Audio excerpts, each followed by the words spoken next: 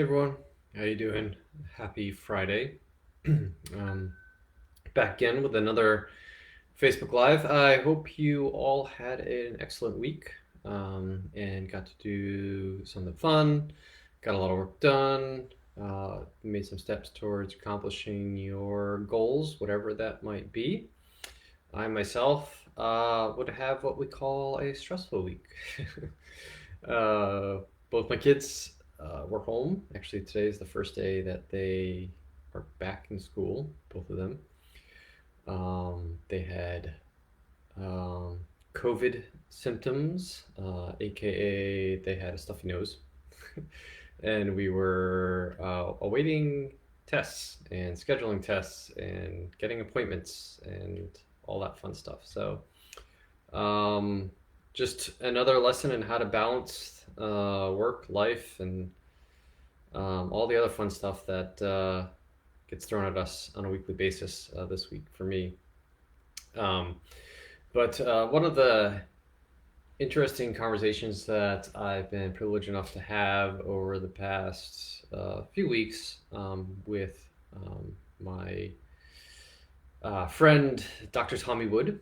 We like to jab each other back and forth, usually over Instagram, on the topic of tracking health metrics.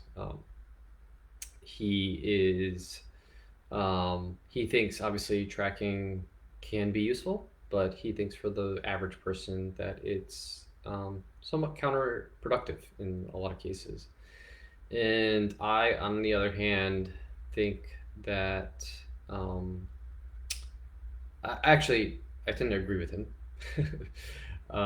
But I am a tracker. I like to track lots of stuff about my health. I like the data. I use it. I track certain things every single day, and I find it useful for myself. But I will admit that I am somewhat of an outlier when it comes to tracking because my nature is very analytical and objective. I am a software engineer. I like numbers. I think that having data about certain things is particularly useful and important. And I have the personality where I can look at something and just look at it for what it is and not let it not mess myself up about it, right? So kind of the poster child for tracking things is like tracking your weight, right?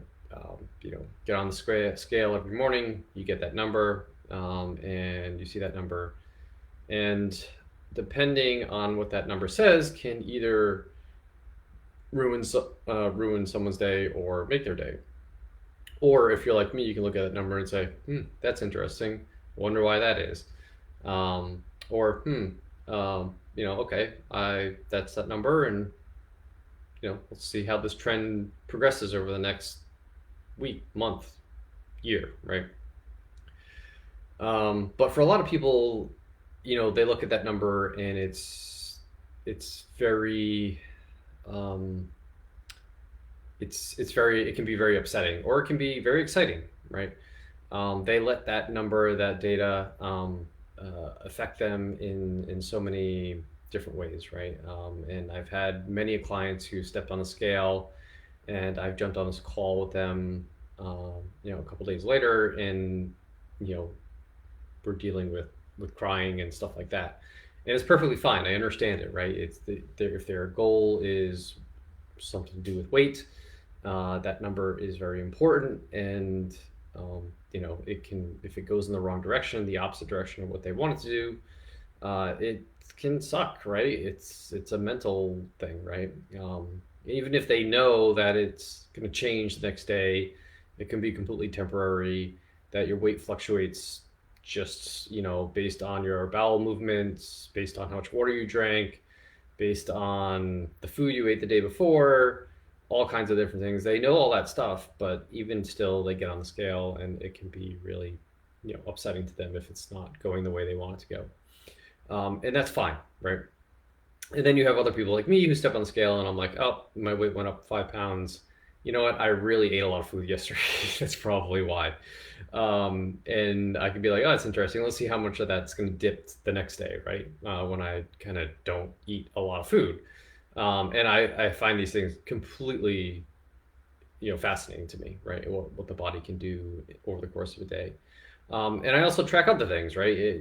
There's now these wearables where you can track your sleep, you can track your HRV, you can track your blood glucose, you can track your ketones, you can track your blood pressure, right?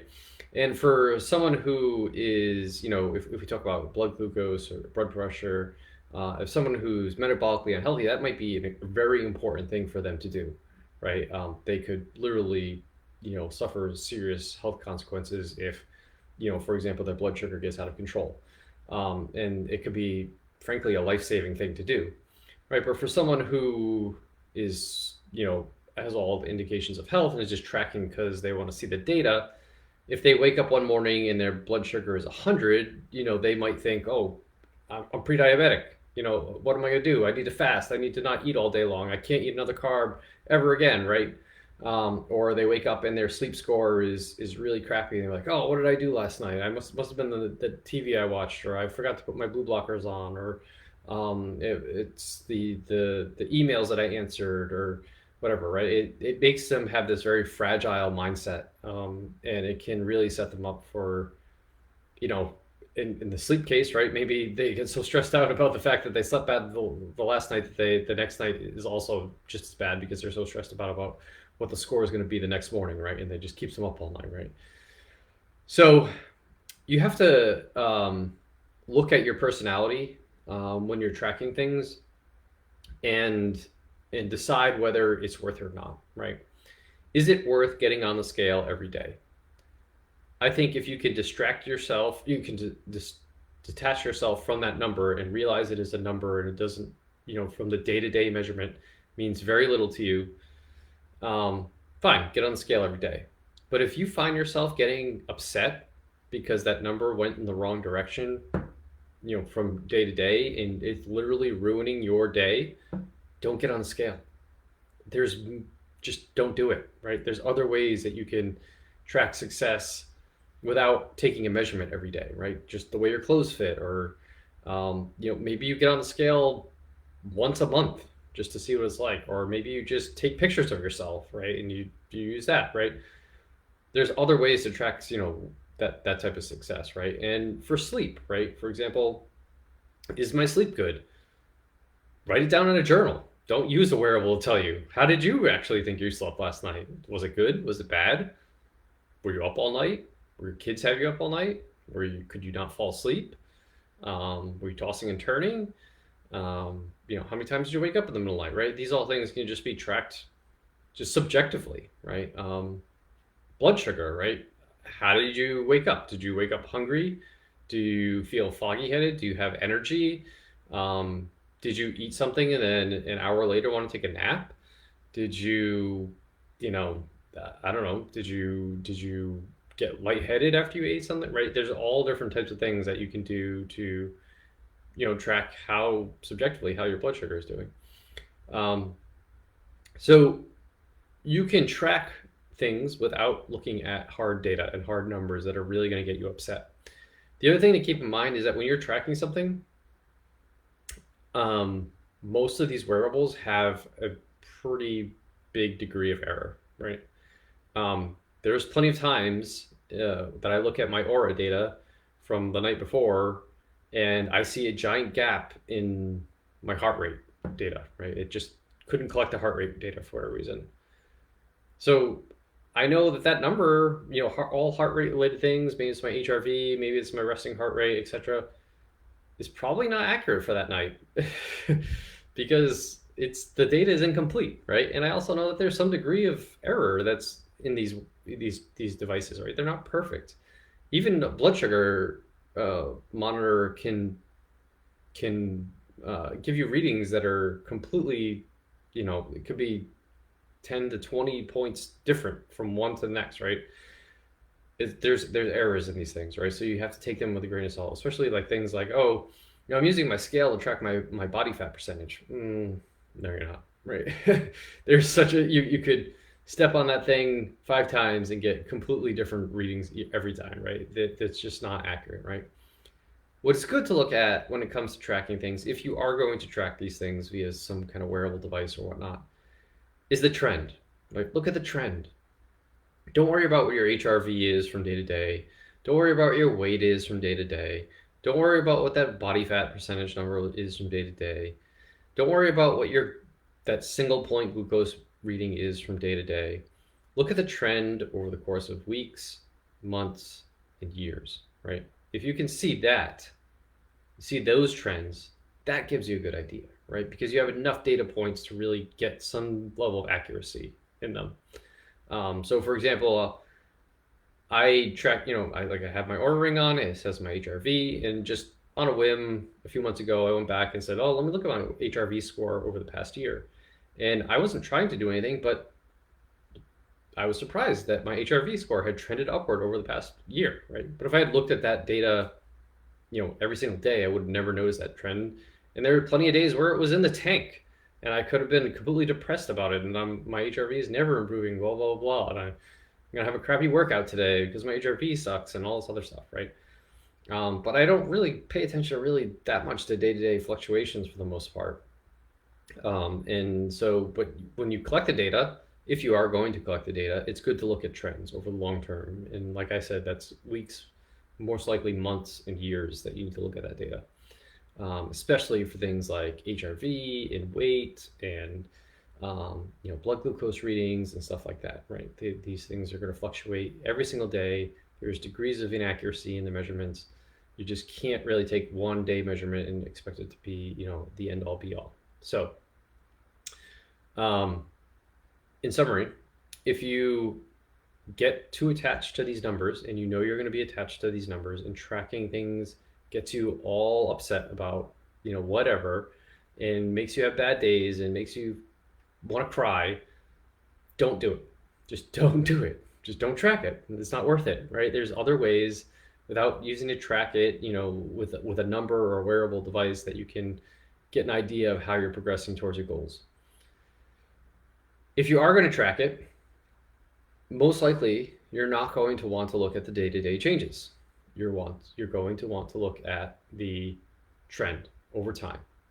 So track it, look at the number, see the number for the day, throw it away. Don't even worry about it. And every so often, every few weeks, every few months, go back and look at the trend, right? Because all these wearables have some dashboard you can look at to see the trend. Look at the trend. What does it look like? Is it going in the direction that you want it to go in? Is it not going in the direction you want it to go in? That gives you some actionable data, right? Now, what have you been doing to enact that trend, right? Whether it's in the positive direction or the negative direction, that's kind of the trick, right? You have to figure out, okay, well, if my HRV is not going up, it's been going down, what have I been doing? Look at your lifestyle. Oh, maybe I've been drinking a little bit more than I normally been drinking, and maybe that might have an effect. So let me try and tweak my alcohol consumption to be a little less, and see if that helps things, right? And then track for a few weeks and months, and look again and see if it made an effect. And if it did, great, you found some actionable data. If it didn't, look for something else, right? You got to be patient. It's going to take time. But it can be useful if you can detach yourself from the day-to-day measurements. So with that, I hope you found that useful. And I hope everyone has a good week this week. Myself, actually, it looks like it might snow here a decent amount, so I might be able to go out and do some snowshoeing this weekend, which I'm kind of looking forward to. But if you're looking for more actionable information like this, to get these Facebook Lives delivered to you automatically, and to get all my blogs and newsletter stuff, that content that I produce, to go to your automatically without having to look for it, you can go to my website and sign up for my newsletter. Go to rjbhealth.coach, click the newsletter link at the top, enter your email address, and you'll be signed up for the newsletter. You get all this stuff delivered to your inbox, so you don't have to kind of search for it or keep an eye out for it. If you're interested in any kind of coaching, please reach out, direct message me, and we can talk more about that. There's a form on my website you can also fill out to schedule an appointment. to talk more. Happy to talk more about that. And yeah, so if everyone has a good week, I'll say hi to Sarah. I see she's leaving some comments here, so I can't wait to go back and read those. And I'll talk to you all next week. Have a good week.